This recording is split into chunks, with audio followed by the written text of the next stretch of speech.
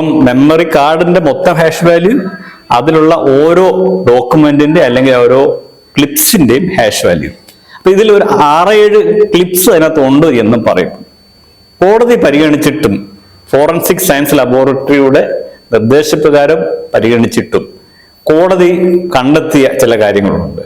ഇതിനകത്ത് യാതൊരു കൃത്രിമവും നടന്നിട്ടില്ല. ഈ കേസിലെ പ്രതി ആയിട്ടുള്ള 8ാം പ്രതിയുടെ മൊബൈൽ ഫോൺ, ആ മൊബൈൽ ഫോണിനകത്തേക്ക് ചില ദൃശ്യങ്ങൾ കൊടുത്തു, പകർത്തി. അപ്പൊ 8ാം പ്രതിക്ക് ദൃശ്യങ്ങൾ കിട്ടി. അതിനകത്ത് അദ്ദേഹത്തിന് ചില കാര്യങ്ങൾ അറിഞ്ഞു എന്നുള്ള ചില ആരോപണമുണ്ട്. അപ്പൊ അതും പരിഗണിച്ചു. അത് പരിഗണിച്ചപ്പോൾ പോലും ഇതിനകത്ത് കോടതിയുമായി ബന്ധപ്പെട്ട കേസിന്റെ കാര്യങ്ങൾ മാത്രമേ ആ മൊബൈൽ ഫോണിലേക്ക് വന്നിട്ടുള്ളൂ.